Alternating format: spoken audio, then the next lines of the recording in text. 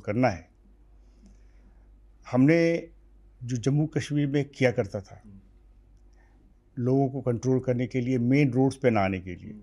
कि इनको गलियों में लिमिट करो, अच्छा, वो मेन रोड पे ना आएँ, ओके। तो उनको गलियों में लिमिट किया। तो स्पेशल कुछ टास्क दिया गया था आपको सरकार की तरफ से कि आप जाइए और सड़कें खाली करा दीजिए और जब आप नहीं, आए थे ये तब तो जो हमारे जो प्रेज़िडेंट अभी इलेक्ट हुए हैं, यूएस के ट्रम्प, उनका दौरा भी था, वो भी आए हुए थे। हाँ, वो आए हुए थे, लेकिन ये स्पेसिफिक्स तो हमें डिसाइड करना है। ओके, जो हमारे कोई जो और भी कोई जो इस फील्ड में काम किया हुआ है, वो एडवाइस ज़रूर दे सकते हैं। लेकिन हमने यही फ़ील किया कि जो पिछले दिनों से मैं देख रहा था टीवी पे कि भीड़ कभी इधर आती है, दूसरी जगह जाती है, तो उसको यानी बेकाबू है, तो उसको नियंत्रित करना बहुत ज़रूरी है। पत्थरबाज़ी का एक्सपीरियंस आपको यहाँ भी मिला होगा क्योंकि यहाँ पे भी बड़ी पत्थर फेंक रहे थे। लेकिन जिस 25 तारीख को जब मैं जॉइन किया था, तो रात तक हमने चीज़ें बहुत कंट्रोल हो गई थी और हमारा वो था कि 26 तारीख को कोई बाहर ना निकल पाए और लोग अपने घरों और गलियों में ही सीमित रहें। तो हम लोगों ने इन सबको ऐसी डिप्लॉयमेंट की थी, काफ़ी ब्रीफिंग किया था कि क्या करना है और मैं तारीफ़ करूँगा हमारे ऑफ़िसर्स और मेन का कि उन्होंने ठीक उसी प्रकार से काम किया और आपने देखा होगा 26 तारीख को सड़कों पे कोई भीड़ नहीं थी, बिल्कुल क्लियर वैसी था। गलियाँ थी जैसी जम्मू कश्मीर में श्रीनगर में आप देख रहे थे, उसी तरह से आपने वही फ़ॉर्मूला जो है आपने यहाँ पे नॉर्थ ईस्ट में अपनाया। नहीं, फ़र्क तो था, वैसा ही सिचुएशन तो नहीं कहूँगा मैं, क्योंकि वो नहीं, मैं बहुत देख रहा था सर वहाँ पे वो दूर से खड़े होकर के ऐसे पत्थर फेंक रहे थे। वो बड़े अच्छे-अच्छे विज़ुअल थे। मैं खुद खड़ा था सर वो जब मैं कवर करने के लिए गया था। वो दूर से ऐसे उड़ाते हुए पत्थर फेंक रहे थे। बहुत कुछ समानता था, लेकिन वैसा ही होना मैं नहीं समझता कि वैसा ही होगा। श्रीनगर बहुत पुरानी सिटी है और जो नॉर्थ ईस्ट दिल्ली है, ये तो बाद में बसा हुआ है, तो फ़र्क तो है। लेकिन वो गलियाँ वैसी वो जामा मस्जिद वाली हुँ। डाउनटाउन वाली और हाँ, वैसा बिल्कुल जामा वैसा-वैसा जामा ही मस्जिद से ज़्यादा, जामा मस्जिद और जो वॉल्ड सिटी है, हाँ, उससे समानता कह कर सकते हैं हाँ। श्रीनगर का। मैंने सुना है कि लेकिन उसके बाद जब आपने फिर धर-पकड़ करनी शुरू की, वो एक-एक करके पकड़ा, तो मेरे ख़्याल से आप पहले पुलिस कमिश्नर हैं जिन्होंने टेक्नोलॉजी का बड़ा इस्तेमाल किया। वो आपने ढूँढ-ढूँढ के निकाला सीसीटीवी फुटेज हो, ड्रोन कैमरा से कौन कहाँ पे है, किसकी छतों पे सामान रखा हुआ था। आपने मतलब सारी जितनी टेक्नोलॉजी थी सारी इस्तेमाल कर लिया आपने इनको पकड़ने में। मतलब कहाँ से ये आइडिया है? मतलब टेक्नोलॉजी के बारे में कैसे? उसमें तो हम लोगों ने आपका भी जो आपके जो कैमराज़ है, उसका भी इस्तेमाल किया। मैं वही कह रहा हूँ ना आपने सारे एविडेंसेस जो हैं देखिए, क्या होता है जब इस प्रकार की जो अनएक्सपेक्टेड राइड्स होती हैं, तो जिस प्रकार की हमारी प्रिपरेशंस होती है, उनको प्रॉपर्ली उसको वीडियोग्राफ करना, आइडेंटिफ़ाई करना, कौन क्या कर रहा है, शायद उतना संभव ना हो पाया हो। तो जब एक बार ये राइट्स दौर ख़त्म हुआ, नॉर्मलसी शुरू हुई हुई, हमारे उस समय हमारा पहला प्रयास था कि नॉर्मलसी आए, लोग अपने घरों को वापस जाएँ। लोग घर पे जो जा रहे हैं, वो सुरक्षित महसूस करें। जब तक वो सुरक्षित महसूस नहीं करेंगे, वो जाएँगे नहीं। तो इस प्रकार से हमारी डिप्लॉयमेंट जो मैन पावर डिप्लॉयमेंट इस तरह से किया कि अपने-अपने क्षेत्र एरिया में, घरों में सुरक्षित पाए जाएँ। उसके बाद था कि जितने भी कंप्लेंट्स थे, आपने उसके बाद नंबर तो बढ़ा नहीं होगा, 755 हमने एफआईआर दर्ज किए थे। किसी को ये ना ग्लानि ना हो, शिकायत ना हो कि हमने कंप्लेंट करना चाहा, हमारा एफआईआर दर्ज नहीं हुआ। तो 755 एफआईआर दर्ज हुआ और उसके बाद मैं जानता था कि इतना 755 केसेस का इन्वेस्टिगेशन आसान नहीं है। तो उनमें से जो इम्पोर्टेंट केसेस थे, ख़ासकर जो जिसमें डेथ हुई है, उसको क्राइम ब्रांच में शिफ्ट किया, जहाँ पे फ़ोकस्ड इन्वेस्टिगेशन होता है, जहाँ पे अच्छे किस्म के अफ़सर्स होते हैं, तो वहाँ डाला। इसके पीछे ये राइट्स कराए कौन? कम्युनल राइट्स किसने कराया? तो उसके लिए एक और केस रजिस्टर किया जहाँ पे स्पेशल सेल था, क्योंकि वो करना ज़रूरी है। जिस प्रकार से हमने आपको बताया कि एनआईए इन्वेस्टिगेट करे कि ये पीछे रह कर के कौन-कौन से लोग फंडिंग कर रहे थे। कई तो आपने ऐसे पकड़े हैं, अभी तक उनको ज़मानत नहीं हुई है। अभी ज़मानत नहीं हुई है और ये दर्शाता है हाँ, कि हमारा क्वालिटी ऑफ इन्वेस्टिगेशन क्या रहा है। इतनी एफआईआर दर्ज करके तो आप मतलब लंबे टाइम तक अपनी टीम को काम देके चले गए, वो अभी तक झेल रहे हैं। ठीक है, इसका फ़ायदा ये रहा कि 4 साल तो हो गए। हाँ, 4 साल में कोई वहाँ पे किसी प्रकार की राइट्स वहीं नहीं, पूरे दिल्ली में नहीं हुई। चलिए, लेकिन ये बताइए कि आप फरवरी में आए, आपने इसको कंट्रोल किया, दिल्ली रोड चल रहे थे। मार्च में आपके पास कोविड आ गया, तो आपका जो टेन्योर है, वो मतलब चार्ज लेते ही वो पूरा ऐसे निकल गया, फिर कोविड आ गया। तो कोविड में कितना आपके लिए डिफ़िकल्ट था? क्योंकि ये तो एक डिफरेंट तरीके का चैलेंज था आपके लिए। देखिए, जैसे गियर शिफ्ट करना, हुँ, तो उसमें एक दूसरे तरीके से काम करना पड़ा जब हुँ, जो राइट्स का हुँ, या उसके बाद इन्वेस्टिगेशन का। तो यहाँ पे हमारे जो गियर्स हमने शिफ्ट किया, इसमें गियर इस तरह से थी कि हमें मानवता के नाते हुँ, हमें ऐसा काम करना है कि दिल्ली वासियों को कुछ राहत मिले। हमें अनरीज़नेबल नहीं होना है। ये तो बात सही थी और डायरेक्शन भी मिला था कि लोग दूरियां मेंटेन करें, हुँ, दूर दूर रहें ताकि ये डिज़ीज़ एक से दूसरे को ना फैले। तो उसके बाद लेकिन ये इंश्योर किया कि इनको ये डायरेक्शन के बावजूद भी इनकी जो ज़रूरतें हैं खाद्य पदार्थ की, ट्रीटमेंट की, मेडिकल ट्रीटमेंट की, इस और जो लोग फंसे हुए हैं कहीं हुँ। पे, उनको भी ध्यान देना है। मैंने देखा कि थाने में खाना बन रहा था। आपके जो जवान थे, वो घरों तक खाना पहुँचा के आ रहे थे। बहुत सारे जो मज़दूर थे, हाँ, जो कि यूपी, बिहार से आए हुए हैं और जैसे ही उनका काम बंद हुआ, उनको लिमिट कर दिया तो उनकी आमदनी ख़त्म हो गई। अब उनको कैसे कंटेन किया जाए जहाँ पे रह रहे हैं, कैसे कंटेन किया जाए? ऐसे नहीं टाइम तो में तो लोग खाने के लिए कहीं तो बाहर जाएँगे, भूखे थोड़ी ऐसे टाइम रहेंगे। में लोग मिलने से डरते हैं, तो आप कैसे मीटिंग लिया करते थे? कैसे इन लोगों से बात किया करते थे? क्योंकि मैंने देखा है, आप तो अपनी सरकारी गाड़ी भी खुद ड्राइव करके जाया करते थे अकेले। हाँ, तो अपने को भी बचा के रखना है हाँ। ताकि हम काम कर सकें। ड्राइविंग आपने तभी सीखी थी या पहले आती थी नहीं, आपको? ड्राइविंग तो मैं बहुत पहले से करता आ रहा हूँ मैं। पर वो मतलब वो फाइन ट्यून हो गई थी उस टाइम में। उस समय मैं ड्राइविंग बहुत लंबे-लंबे जब मैं नॉर्थ ईस्ट में भी काम किया, तो भी मैं ड्राइविंग 10-10 घंटे की ड्राइविंग मैं करता रहा हूँ। तो ड्राइविंग में मैं अच्छा हूँ। लेकिन उस समय ड्राइविंग की आवश्यकता इसलिए थी कि ताकि मैं गाड़ी में अकेला रहूँ हुँ, और किसी से डिज़ीज़ कॉन्ट्रैक्ट ना करूँ।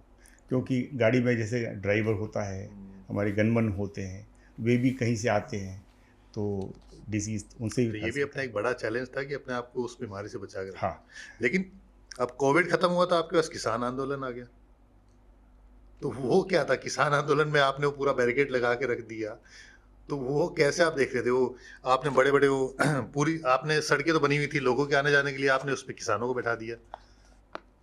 हमने तो बैठाए नहीं, वे बैठ गए। सर आम लोगों के लिए तो रास्ता बंद हो गया था ना? हाँ, मतलब हमने जो बैरिकेड्स लगाई थी ताकि वो दिल्ली में प्रवेश ना करें। हुँ, तो उसके बाद वो वहाँ ही बैठ गए हुँ। और उसके अलावा कोई कोई दूसरा तरीका नहीं था तो जब कि आपने रास्ता खोला तो वो लाल किला पहुँच गए। हाँ, जब हमने रास्ता खोला तो उसमें मैं इसके बारे में मीडिया को एड्रेस भी किया था हुँ, कि हमारे बीच में समझौता हुआ। उन्होंने कहा कि वे ट्रैक्टर रैली निकालना चाहते हैं हुँ, और वो भी इंडिया गेट पे, हुँ। राजपथ पे, हाँ, जो कि संभव नहीं था। बिल्कुल और वो तो 26 जनवरी के दिन था। नेशनल फेस्टिवल मन हाँ, रहा है। रिपब्लिक डे था, रिपब्लिक डे पे एक गणतंत्र तरफ परेड चल रही है, हम्म, दूसरी तरफ किसानों की परेड निकल पड़ी थी, मतलब हाँ, ट्रैक्टर वाली। गणतंत्र दिवस की परेड चल रही थी, तो वो तो होना ही है, हर हालत में होना है और उसको सुरक्षित रूप से करना है। तो उनसे बात हुई कि वे दिल्ली के आउटर एरिया में 3 हमने रूट्स दिए थे हुँ, हुँ, और इसमें एग्रीमेंट हो गई, उन्होंने समझौता किया, हुँ, उन्होंने साइन करके हमारे से एग्रीमेंट की। अच्छा। लेकिन उसके बावजूद भी अगर वो अपने एग्रीमेंट पे, अपने बातों पे अगर नहीं कायम रहे, तो उनकी गलती है। किससे हुआ था समझौता? जो सारे इनके जो किसानों के जो नेता थे, उनके साथ हुआ था। आपको बिल्कुल भी अंदाज़ा नहीं था कि ये इस तरह की हरकत कर देंगे कि ट्रैक्टर लेकर के सड़कों पर उत्पात मचाएँगे, तलवारें निकाल लेंगे, आपके जो जवान हैं, उनके ऊपर ट्रैक्टर चढ़ा देंगे, तलवार से मारेंगे। बिल्कुल इस बात का बिल्कुल अंदाज़ा नहीं था।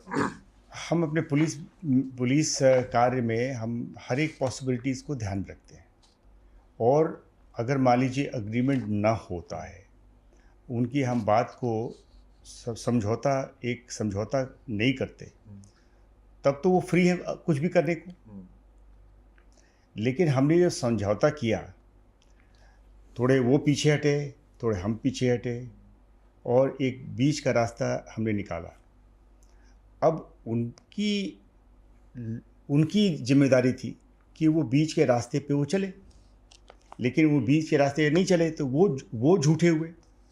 मैं देख रहा था सर वो गाज़ीपुर चौक है दिल्ली का, वहाँ से लेकर के आपके अक्षरधाम चौक के पास आते-आते वहाँ तक इतनी आप लोगों किसानों के बीच में आप पुलिस टीम जो थी, उनके बीच में झड़प, तलवारें चल रही हैं, वो एक तस्वीर बड़ी वायरल हुई थी। फिर वहाँ से आगे निकल के तो आईटीओ चौक पे जहाँ दिल्ली पुलिस हेडक्वार्टर है। अब वहाँ पे तो ऐसा हो गया था कि लेफ्ट साइड में निकल जाएँगे तो राजपथ पहुँच जाएँगे सीधा, राइट साइड में लाल किला। तो मतलब कैसे आपने उस सिचुएशन को मैनेज किया? मतलब मैं देख रहा था वहाँ तो जो पूरी जो मैन पावर थी, जो पूरी कोशिश थी, वो ये था कि भी राजपथ पे ना जा पाए। तो कैसे आपने इस सिचुएशन को टैकल किया? क्या आपकी डायरेक्शंस थी?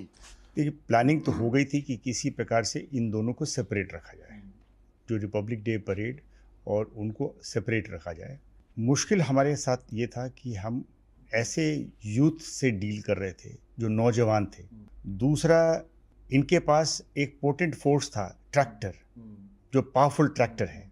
और तीसरा था कि हमें मानवता के नाते उनके ऊपर कोई बहुत ज़्यादा अत्यधिक बल प्रयोग नहीं करना है। पर उन्होंने तो मानवता दिखाई नहीं, आपने उसको डायरेक्ट करके या लाल किला की तरफ कर दिया, ठीक तो है, वहाँ पे तो आपको नीचे खाई में डाल ये देते वो। ये उनका यही तरीका था, जो उनका जो एक्शन था वही उनको डिफीट किया फाइनली। हुँ, जो लोगों का ट्रस्ट वो खो गए थे। जो चाहते थे कि पब्लिक उनको सपोर्ट करे, हुँ।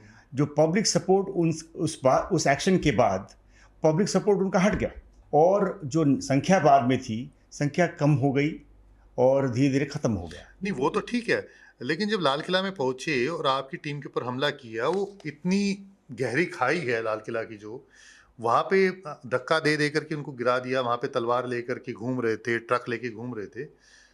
तो आपको लगा नहीं कि इनके ऊपर गोलियाँ चलाऊँ या लाठी चार्ज करूँ कुछ आपने मैं देख रहा था वहाँ पे पुलिस जो है उनको सिर्फ़ कंट्रोल करने में लगी हुई थी, लेकिन किसी तरह का कोई उन्होंने एक्शन नहीं लिया। तो देखिए, क्या आपकी क्या डायरेक्शन थी? 27 जनवरी को, एक दिन बाद जब ये हादसा हुआ, मैंने मीडिया को एड्रेस भी किया था, और हमने कहा था कि हमारे पास फायरिंग करने का या बल प्रयोग करने का ऑप्शन था, हुँ, लेकिन हमने, चूँकि ये देश के लोग थे, विदेशी लोग नहीं हैं, तो हमने पहले से ही तय किया था कि ये चीज़ हमें नहीं करना है। अनलेस ऐसी सिचुएशन आ गई जहाँ पे ये करना ज़रूरी पड़ जाएगा, वो अलग बात है, लेकिन ऐसे नहीं इस्तेमाल करना है। और इनको हम एक इस देश की जो पुलिस के रूप से अपने ही देश के लोगों को डील कर रहे हैं, तो हमने ये डिसाइड किया था कि इसका इस्तेमाल नहीं करेंगे। तो मतलब आपने देखिए, जो कुछ भी हुआ, जो भी उत्पात किया, उससे ही लोगों को पता चल गया, जो देश के लोगों को पता चल गया कि ये विश्वास के लोग नहीं है, ये किसान नहीं है, आपको इनके इरादे दूसरे हैं। लोगों को तो पता चल गया, लेकिन आपकी फ़ोर्स जिसकी ज़िम्मेदारी आपके उनका मोराल का आपने कैसे अब रखा? हमारी फोर्स की मोराल उन्होंने क्या हमेशा कहा? ऊँची रही। अच्छा बाद में उन्होंने और क्या कहा कि उन्होंने ये नहीं कहा कि सर आपने तो हमें पिटवा दिया? एक भी आदमी ऐसा नहीं कहा कि हमें चोट लग गई है, उनको भले ही चोट लगी होगी। एक भी ऐसा व्यक्ति ने नहीं कहा कि हमें, ये पुलिसमैन, हुँ, कि हमें इससे बड़ा दुःख हुआ है या वो है। उन्हें कहा कि उन्हें दिल्ली पुलिस के लिए और देश के लिए काम किया है, तो चोट लगी वो ठीक हो जाएगा।